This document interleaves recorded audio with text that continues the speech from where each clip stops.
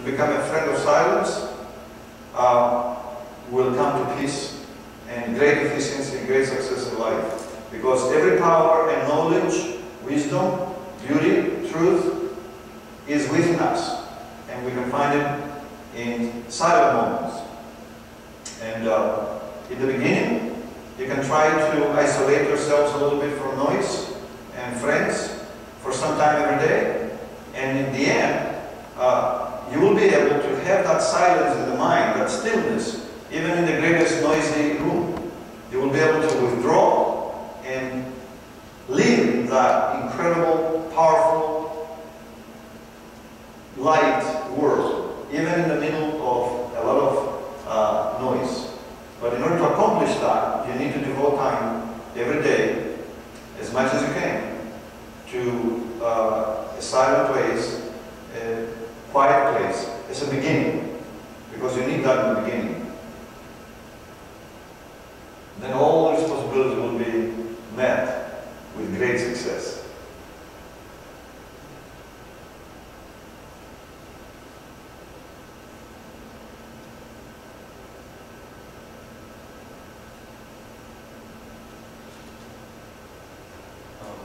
So what do you think the attitude towards school in the university setting should be of the students?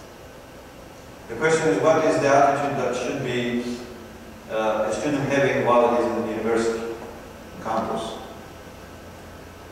The attitude that's supposed to be is not, and that is very unfortunate.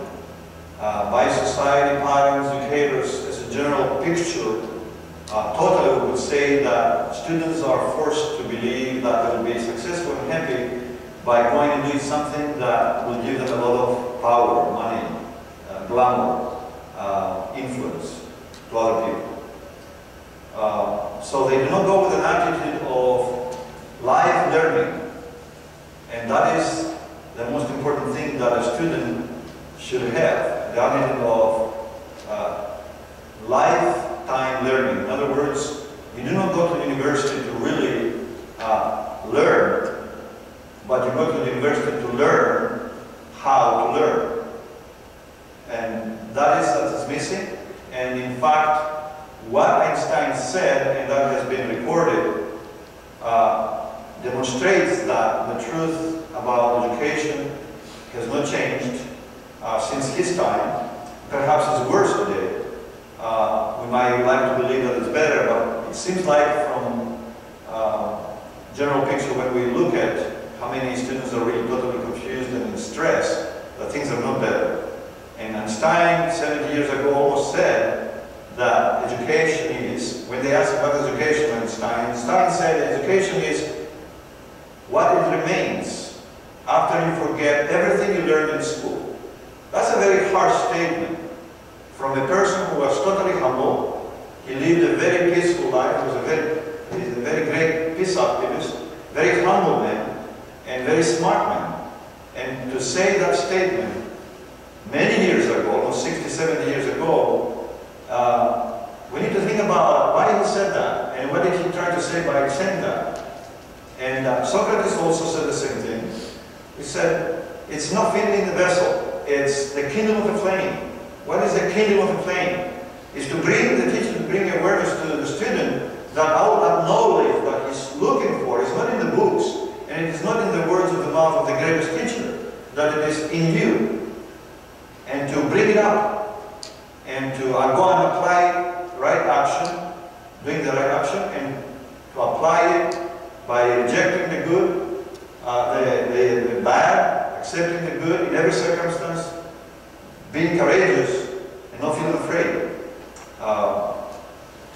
And so,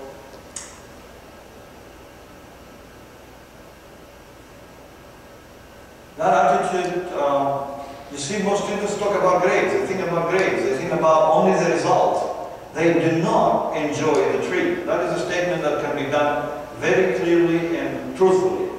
The majority of students, maybe 90%, are not enjoying their college life.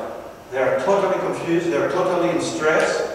A statement was given by one of my students just a few weeks ago. She wrote, and I do know that this is a feeling of most students. I feel that knowledge, information actually, is thrown at me every quarter like from coming out from a cannon, fired to me in every direction. That was the way she described it. And I think as educators we have a very great responsibility to correct this because it's happening to a great extent. And students, especially with the computers now, we have come to the point to be used by the computers, to be used by the technology, when we would have a beautiful life by using the technology. You can improve a lot of things in life by using technology. But when we come to the point and we lose balance and we are used by technology, we lose everything. We lose our minds. We're losing our peace, we're losing our clarity of mind. And that's happening to a great extent. And we need to reverse that.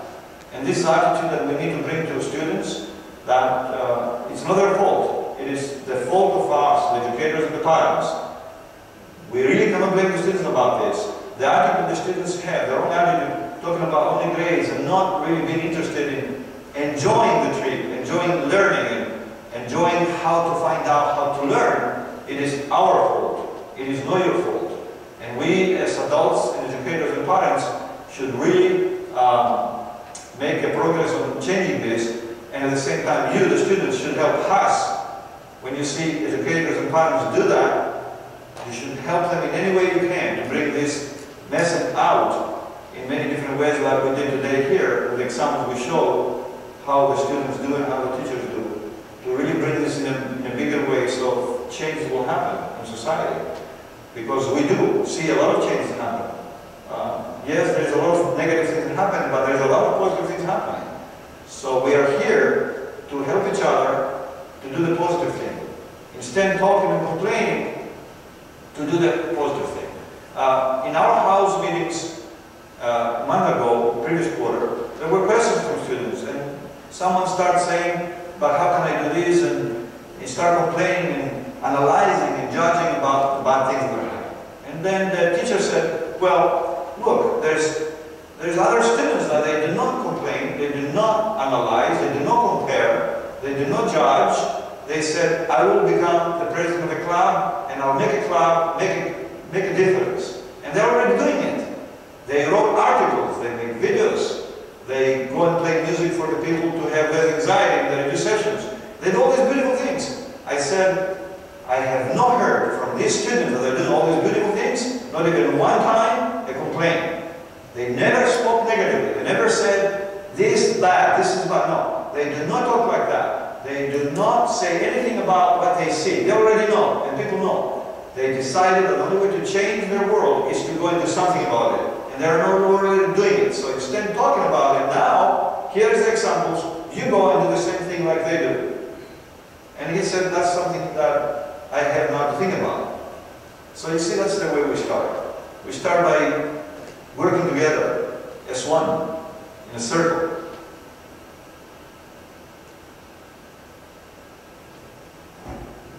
Let's see what I'm doing.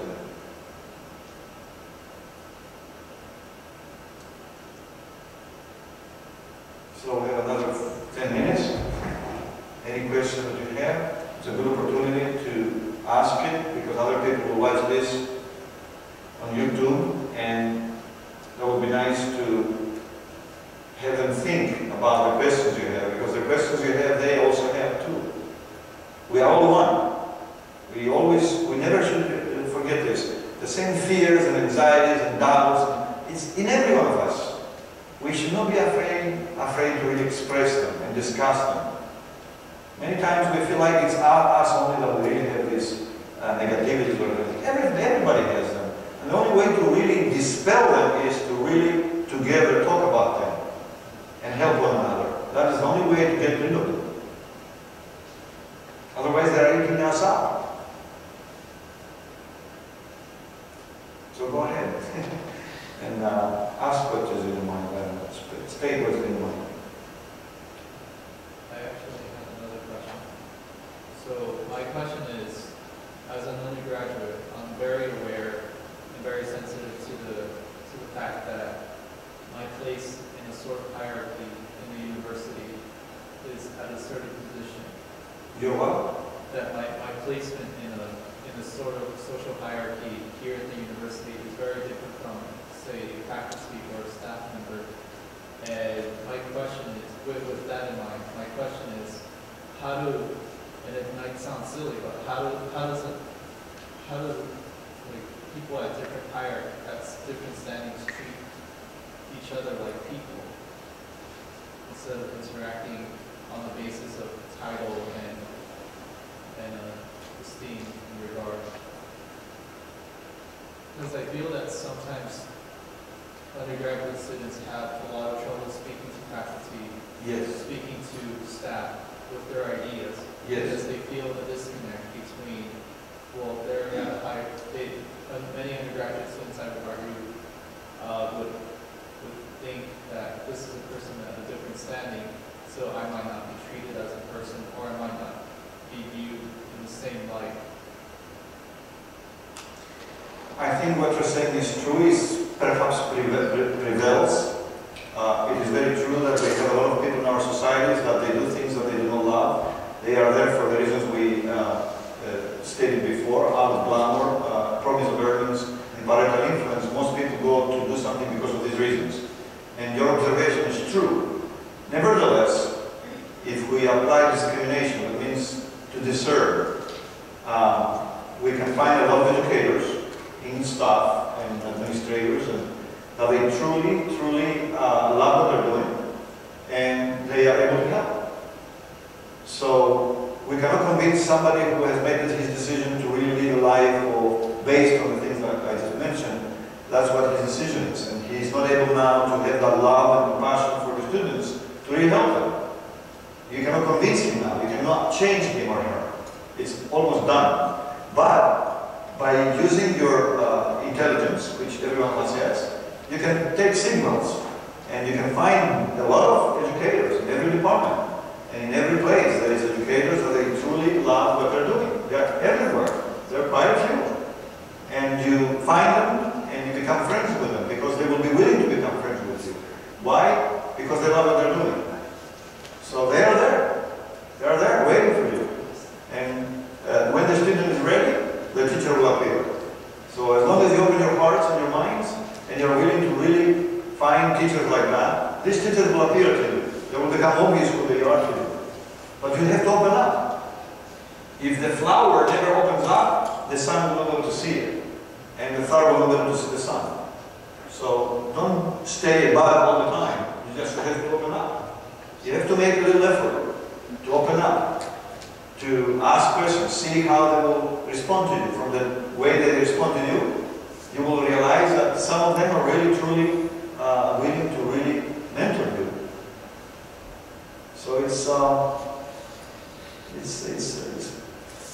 a work that is done from both. You know, it cannot be.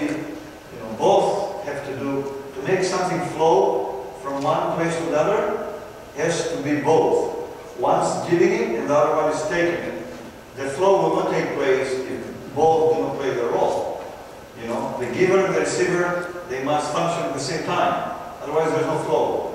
So there is educators out there that they are waiting for you. But if the students do not open up and go and find them, because they do not apply their ability of discerning, they put everyone into the same basket and say, they don't care about us. Well, immediately you close the door. Because it's not everybody who doesn't care about you. There's a lot of educators that do care about you. And, if you just accept the truth that it is the law care for you, you will find them, you will see. You will see.